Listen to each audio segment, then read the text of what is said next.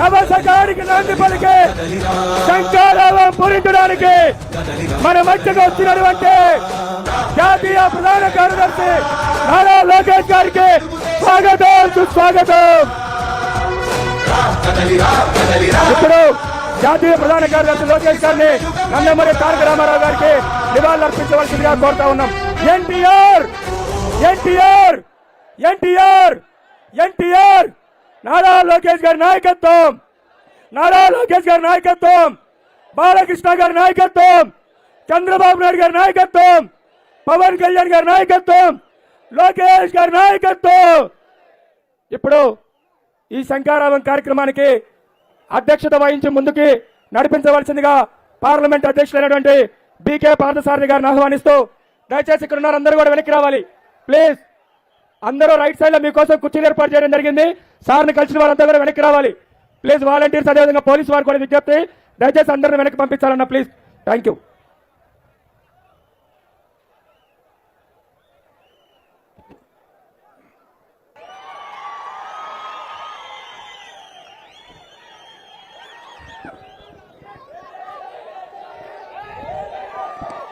జై బాలయ్య, జై బాలయ్య. ఉమ్మడి అనంతపురం అదిరిపోయింది. లేపాక్షి వీరభద్ర ఆలయం, సుగ్గూరు ఆంజనేయ స్వామి దేవాలయం, భగవాన్ సత్యసాయి నిలయం ఉన్న పుణ్యభూమి ఈ అనంతపురం. ప్రపంచంలోనే అతిపెద్ద పవిత్రమైన తిమ్మమ్మ మరిమాము ఉన్నది ఈ పుణ్యభూమి అనంతపురం. కష్టాన్ని నమ్ముకున్న వాళ్ళు అనంతపురం ప్రజలు. అనంతపురం ప్రజలకి మంచి చేస్తే పైకి తీసుకెళ్తారు, అద్భుతంగా ఆశీర్వదిస్తారు, దీవిస్తారు.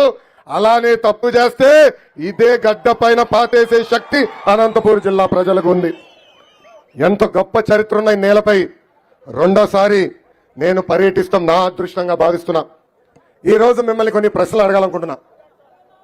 మొదటి ప్రశ్న, ప్రపంచంలో ఎన్ని వింతలున్నాయి?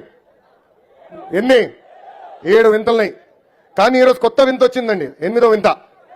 అదేంటో తెలుసా? ప్రిజనరీ జగన్కి విజన్ ఉందంట. జైలుకి వెళ్ళిన వాళ్ళకి విజన్ ఉంటుందా? ఉంటుందేమో. దేంట్లో ఉంటుందో చెప్పాలి. గంజాయిలో ఉంటుంది, ఇసుక తొప్పే దాంట్లో ఉంటుంది, మద్యం డబ్బులు ఎట్లా తొప్పాలో తెలుస్తుంది, గన్నులన్నీ ఎలా కాజేయాలో తెలుస్తుంది, పేద ప్రజలకు ఇచ్చే సెంటు భూముల్లో కూడా డబ్బులు ఎట్లా లేపేయాలనేది విజన్ ఉన్న వ్యక్తి ఈ ప్రిజనరీ జగన్. 3 రాజధానులు అన్నాడు, 3 ముక్కలాట్లు ఆడాడు. విశాఖపట్నానికి 3 పనులు చేశాడండి. ఏంటో నేను చెప్పాలి. మొదటిది 500 కోట్ల రూపాయలు ఖర్చు పెట్టి ఒక్క వ్యక్తి బతికడానికి ప్యాలెస్ కట్టుకున్నాడబ్బా. 500 కోట్ల రూపాయలు. బాత్రూంలో ఉన్న కమ్మోడు ఖర్చు 25 లక్షల రూపాయలు. మళ్ళీ రెండోది కట్టాడు, బస్సు షెల్టర్ కట్టాడు, గట్టిగా గాలి వస్తే పడిపోయింది. మూడోది ఫ్లోటింగ్ బ్రిడ్జ్ అంట. ఫ్లోటింగ్ బ్రిడ్జ్ కట్టాడు, వారంలో రెండు సార్లు పోయింది అది. ఇప్పుడు ఏకంగా విశాఖపట్నానికి పరిశ్రమలు తీసుకొస్తాను, నాకు విజన్ ఉందని చెప్పే పరిస్థితి ఈరోజు చూస్తున్నాం. కానీ జగన్ ఒక దరిద్రపు పాదం అండి, దరిద్రపు పాదం. విశాఖపట్నానికి నేను వస్తానంటే ఏకంగా ఎల్జీ పాలిమర్లో గ్యాస్ లీక్ అయిపోయింది. రెండోసారి వస్తానంటే అక్కడ ఉన్న ఫ్యాక్టరీ రియాక్టర్లు పేలిపోయినాయి. నిన్నగాక మొన్న వెళ్లే ముందల, ఒక రోజు ముందల బైజూస్ సెంటర్ తగలబడిపోయింది. అంత దరిద్రపు పాదం ఈ జగన్.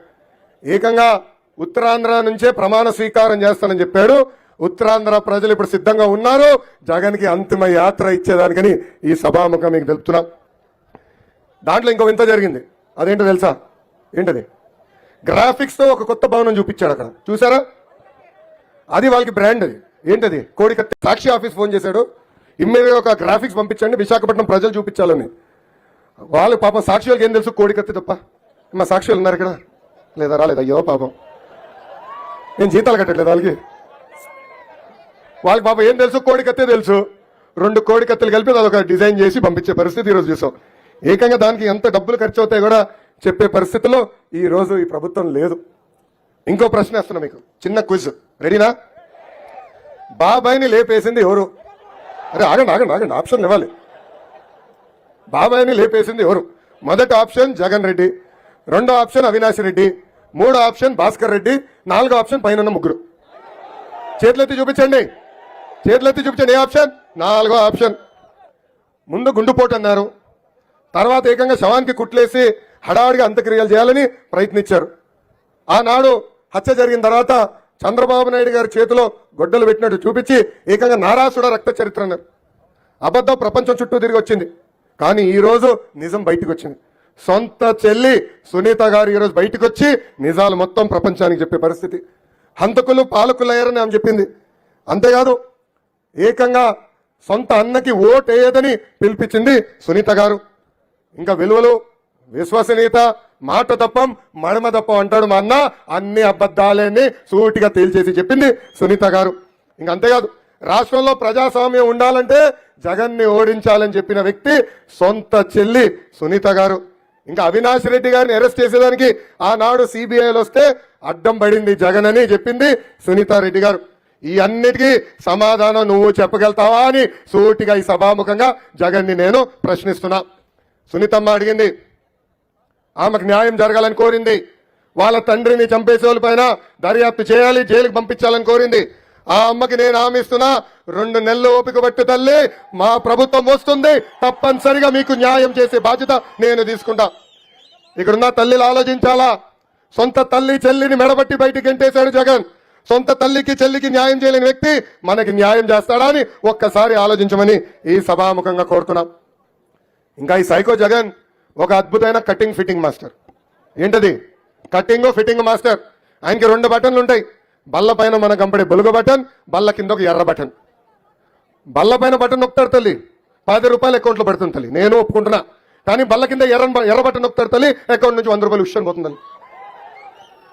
ఎలా పోతుందో చెప్పాలి కదా. కరెంటు ఛార్జీలు 9 సార్లు పెంచి బాధుడే బాధుడు. ఆర్టీసీ ఛార్జీలు 3 సార్లు పెంచి బాధుడే బాధుడు. ఇంటి పన్ను, చెత్త పన్ను పెంచి బాధుడే బాధుడు.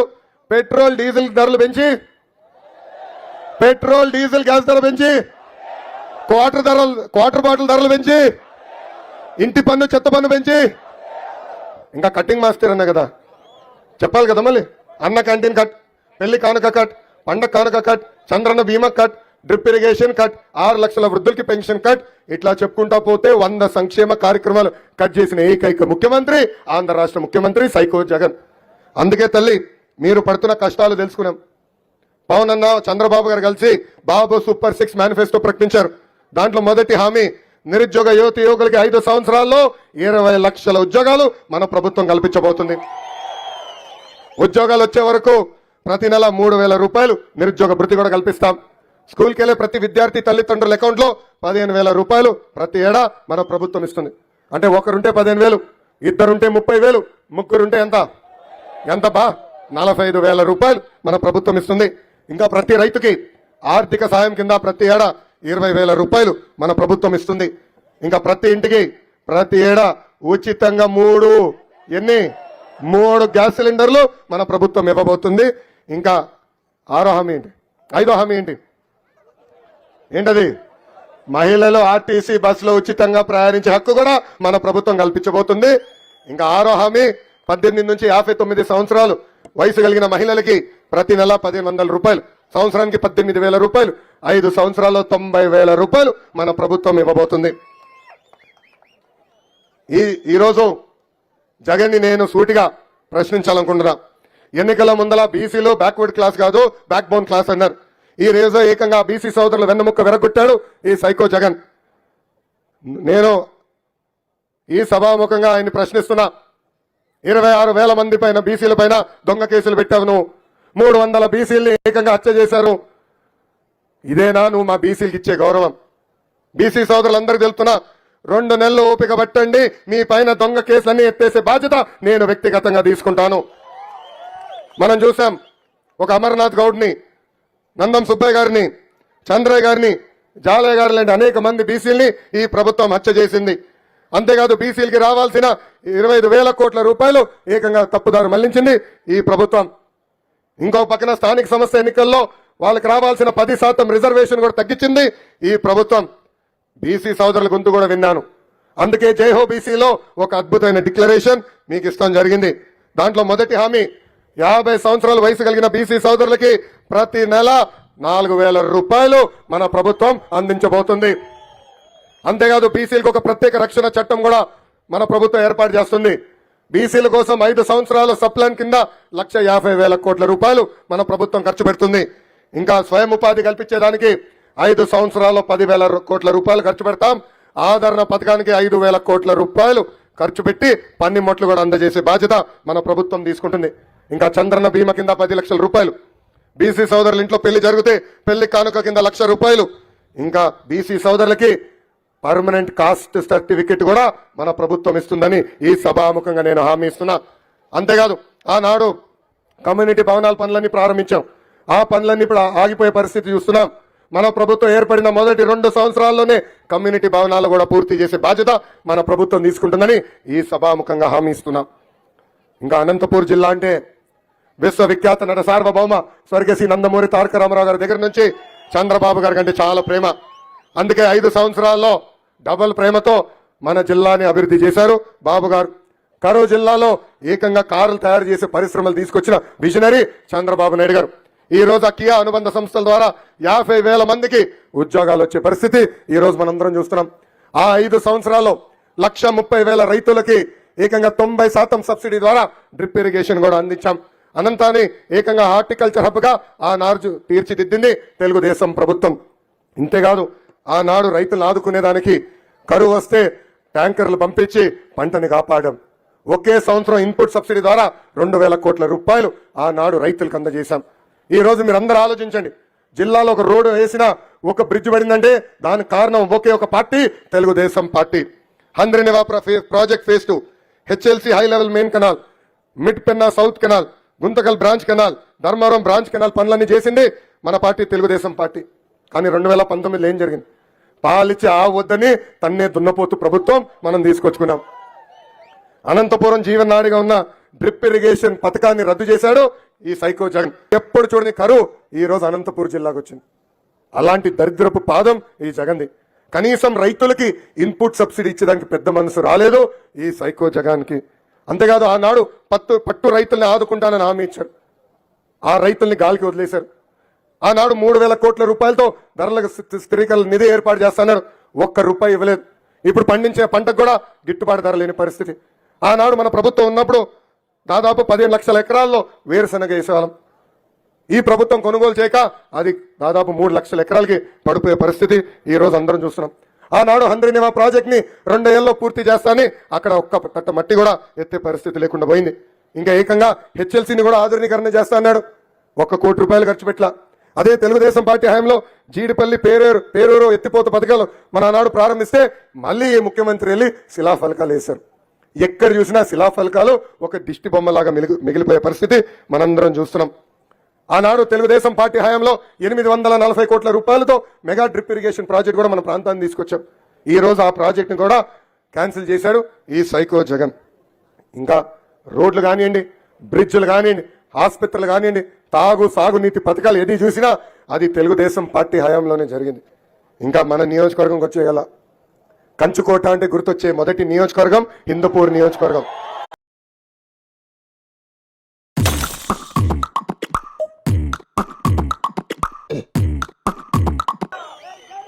హిందూపూర్ నియోజకవర్గం మా కుటుంబాన్ని ఆశీర్వదించింది, దీవించింది.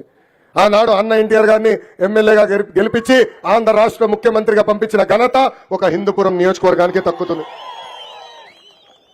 మా మామయ్య నందమూరి హరికృష్ణ గారిని కూడా శాసనసభకు పంపించిన నియోజకవర్గం హిందూపురం నియోజకవర్గం. ఒక మామయ్య కాదు, 2వ మామయ్య. మీ అందరి బాలయ్య, నా ఒక్కడికే ముద్దుల మామయ్య. బాలయ్య బాబు గారిని కూడా 2 సార్లు శాసనసభకి పంపించిన ఘనత ఈ హిందూపురం నియోజకవర్గాన్ని. వస్తున్నా బాలయ్య బాబు అంత స్పీడ్ కాదు, నేను వస్తున్నా ఒక్క నిమిషం. హిందూపురం మా కుటుంబాన్ని ఆశీర్వదించింది, దీవించింది. గతంలో హిందూపురం అంటే వెనుకబడిన నియోజకవర్గం. అలాంటిది తెలుగుదేశం పార్టీ పరిపాలనలో హిందూపురాన్ని పెద్ద ఎత్తున అభివృద్ధి చేశాం, సంక్షేమం కూడా చేశాం. ఆనాడు బాలబాబు గారు శాసనసభ్యుడిగా మన ప్రభుత్వంలో 2,000 కోట్ల రూపాయలు ఖర్చు పెట్టి అనేక అభివృద్ధి కార్యక్రమాలు మన నియోజకవర్గానికి చేశారు. అవన్నీ మీకు ఒకసారి గుర్తు చేయాల్సిన అవసరం ఉంది. గొల్లపల్లి రిజర్వాయర్ నుంచి పైప్ లైన్ వేసి ఏకంగా హిందూపూర్ పట్టణానికి తాగునీరు అందించిన వ్యక్తి బాలయ్య బాబు. పంట గుంటలు తవ్వారు, సీసీ రోడ్లు వేశారు, ఆసుపత్రులను అప్గ్రేడ్ చేశారు, తాగునీటికి ట్యాంకులు ఏర్పాటు చేశారు, పాడి పరిశ్రమని ప్రోత్సహించడానికి భవనాలు కట్టారు. ఇంకా నేను పంచాయతీరాజ్ గ్రామీణాభివృద్ధి శాఖ మంత్రిగా ఉన్నప్పుడు ఆయన దగ్గర నుంచి కాగితం వస్తాం లేటు ఇమ్మీడియట్ గా సంతకం పెట్టి శాంక్షన్ చేసి పంపించే పరిస్థితి. ఆర్ఎండ్బి మంత్రి గారి పరిస్థితి అంతే. ఇంకా ఇరిగేషన్ శాఖ కింద కూడా అనేక ఇరిగేషన్ ప్రాజెక్టులు తీసుకొచ్చాం. ఒక్కో టిట్కో ప్రాజెక్టు కింద 2800 ఇళ్లు కట్టించిన ఘనత కూడా మన బాలేబాబు గారికి తక్కుతుందని ఈ సభాముఖంగా తెలుపుతున్నాం. ఇంకా బీసీ సోదరులకి లోన్లు, ఎస్సీ ఎస్టీ సోదరులకి లోన్లు, లేపాక్షి ఉత్సవాలు, అంతెందుకు నిన్నగాక మొన్న ప్రతిపక్షంలో ఉన్నప్పుడు కోవిడ్ వస్తే 3,50,00,000 రూపాయలు సొంత నిధులు ఖర్చు పెట్టి ఏకంగా వెంటిలేటర్ల కిట్లు కూడా పంపిణీ చేసిన వ్యక్తి మన బాలేబాబు గారు. అది హిందూపూర్ నియోజకవర్గం ఉంటే అంటే ఆయనకున్న కమిట్మెంట్. అందుకే ఇంకో పక్కన అన్న క్యాంటీన్లు కూడా మళ్ళీ ప్రారంభించారు. ఇంకా ఆరోగ్య రథం ఈరోజు ప్రతి గ్రామంలో తిరుగుతుంది. బస్వతారకం క్యాన్సర్ స్క్రీనింగ్ బస్సు కూడా మన నియోజకవర్గానికి అనేక సార్లు తీసుకొచ్చారు. ఇంకా బ్రహ్మణి దగ్గర ఉన్న సిఎస్ఆర్ ఫండ్లు మొత్తం హిందూపూర్ నియోజకవర్గానికి ఖర్చు పెట్టే విధంగా బాలేబాబు గారు ఆ నిధులు కూడా తీసుకొచ్చారు.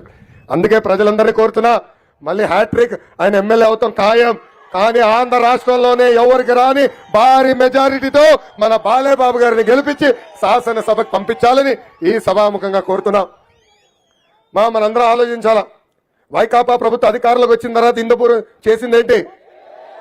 సంవత్సరానికి ఒక ఇన్ఛార్జ్ వస్తాడు పోతాడు. ఇప్పుడు 3వ ఇన్ఛార్జా 4వ ఇన్ఛార్జా లెక్క పోయిందబ్బా? 5 4 అనుకుంటున్నా. సంవత్సరానికి ఒక ఇన్ఛార్జ్ వస్తారు, ఇసుకలో డబ్బులు దొబ్బుతారు, గ్రావెల్లో డబ్బులు దొబ్బుతారు, మళ్ళీ వెళ్ళిపోతారు. అదే మన బాలేబాబు నీతి నిజాయితీగా పరిపాలన అందించారు హిందూపురం ప్రజలకి. ఆనాడు ఏం చెప్పారు? హిందూపురాన్ని డిస్ట్రిక్ట్ హెడ్ క్వార్టర్స్ చేస్తున్నారు, హిందూపురానికి మెడికల్ కాలేజ్ తీసుకొస్తున్నారు. అయ్యి రాలా. కానీ ఈరోజు మా జిల్లా నుంచి ఒకడు వచ్చాడండి. వాడి పేరు పాపాల పెద్దిరెడ్డి. ఏంటి వాడి పేరు? పాపాల పెద్దిరెడ్డి. మా సొంత జిల్లా చిత్తూరు జిల్లాని క్యాన్సర్ లాగా తినేస్తున్నాడు. మా చిత్తూరు జిల్లాలో పాదయాత్ర చేసిన ఎక్కడికి వెళ్ళినా ఒక తెల్ల టిప్పర్ ఉంటుందని పైన ఉంటుంది బుల్లు లెటర్స్లో PLR. ఆ టిప్పర్లు ఎవరు ఆపరు? పోలీస్ సోదరులు ఆపరు, ఎక్సైజ్ సోదరులు ఆపరు. ప్రతి టిప్పర్లో ఇసుక ఫుల్, మద్యం ఫుల్, ఏకంగా మన క్వారీల నుంచి కొట్టేసే గ్రావెల్ కూడా ఫుల్. అక్కడ తినింది చాలదంట. ఇప్పుడు ఆ పాపాల పెద్దిరెడ్డి మన జిల్లాకు వచ్చి ఏకంగా హిందూపురానికి వస్తున్నారు. తల్లి అప్రమత్తంగా ఉండండి. ఆ కుటుంబాన్ని ఒక్కసారిగానే రాణిస్తే మన నియోజకవర్గాన్ని క్యాన్సర్ గడ్డలాగా తినేస్తారు. మా జిల్లాలో ఎటుకో రేడియేషన్ ఇవ్వబోతున్నారు చిత్తూరు జిల్లా ప్రజలు. అదే విధంగా పాపాల పెద్దిరెడ్డి వస్తే మన జిల్లాలో తరిమి కొట్టాలని ఈ సభాముఖంగా హిందూపూర్ ప్రజలకి నేను పిలిపిస్తున్నా. ఏమవుతుందబ్బా? 2 కేసులు పెడతారు. నా పైన 22 కేసులు అటెంప్ట్ మర్డర్ ఉంది, ఎస్సీ ఎస్టీ కేసు ఏం బిగినారు? నా ఇంటర్ కూడా బిగలేకపోయారు.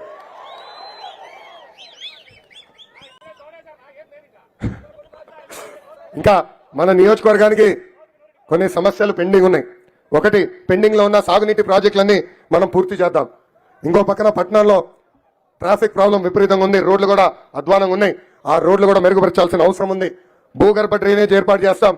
ఇప్పటికే బాబు గారు చాలా స్పష్టంగా చెప్పారు, నిరుపేద కుటుంబాలకి పట్టాలు కాదు ఇల్లు కూడా కట్టించి అందజేసే బాధ్యత తెలుగుదేశం ప్రభుత్వం తీసుకుంటుంది.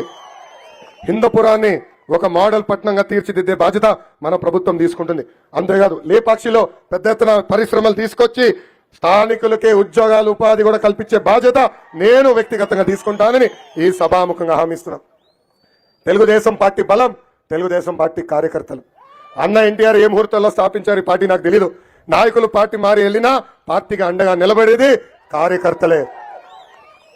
వైకాపా కార్యకర్తలు నాయకులకి boom boom president medal Andhra gold కావాలి. కానీ మనకి మన అధ్యక్షులు చంద్రబాబు నాయుడు గారు పిలుపు, రా కదలి రా అంటే పరిగెత్తుకుంటే వెళ్ళే ఉత్సాహం మనలో ఉంది. అందుకే 2014లో కార్యకర్తల కోసం సంక్షేమ నిధి ఏర్పాటు చేశాం. ప్రమాదంలో కార్యకర్తలు చనిపోతే వాళ్ళ కుటుంబాలకి 2 లక్షల రూపాయలు ఇచ్చి ఆదుకున్న పార్టీ తెలుగుదేశం పార్టీ. ఆ ఒక్క కార్యక్రమం ద్వారా 100 కోట్ల రూపాయలు ఇప్పటికీ ఖర్చు పెట్టాం. అంతేకాదు కార్యకర్తలు ఒకవేళ వాళ్ళ పిల్లల్ని చదివించలేకపోతే వాళ్ళ పిల్లల్ని దత్తక తీసుకుని చదివిస్తుంది నా తల్లి భువనేశ్వరి అమ్మ.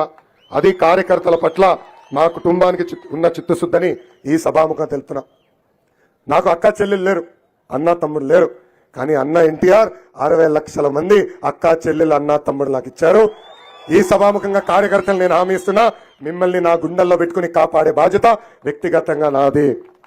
ఇంతేకాదు 2019 నుంచి 24 వరకు మన పైన అనేక కేసులు పెట్టారు. ఇప్పుడే చెప్పాను, నా పైన 22 కేసులు పెట్టారు. ఎస్సీ ఎస్టీ కేసు పెట్టారు, అటెంప్ట్ మర్డర్ కేసు కూడా పెట్టారు. ఇక్కడ అడుగుతున్నా, 22 కేసులు కానీ ఎక్కువ ఎవరన్నా చేతులు పైకెత్తండి. ఇంత స్లో ఉంటే ఎట్లా మీరు?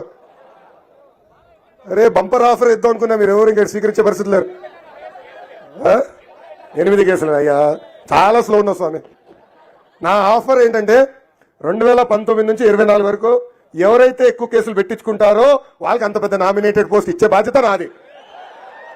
ఏమన్నా ఆఫర్ స్వీకరిస్తున్నారా? కార్యకర్తలు నేను హామీ ఇస్తున్నా, ఏ అధికారులు అయితే చట్టాన్ని ఉల్లంఘించమని ఇబ్బంది పెట్టారో, ఏ వైకాపా నాయకులు చట్టాన్ని ఉల్లంఘించమని ఇబ్బంది పెట్టారో వాళ్ళందరి పేర్లు ఎర్ర పుస్తకంలో ఉన్నాయండి. ఈ ఎర్ర పుస్తకం ఇప్పుడు దేశవ్యాప్తంగా ఫేమస్. సుప్రీంకోర్టులో కూడా చర్చ జరిగింది ఎర్ర పుస్తకం గురించి. అరే నేనేం చెప్పానబ్బా రెడ్ బుక్ గురించి?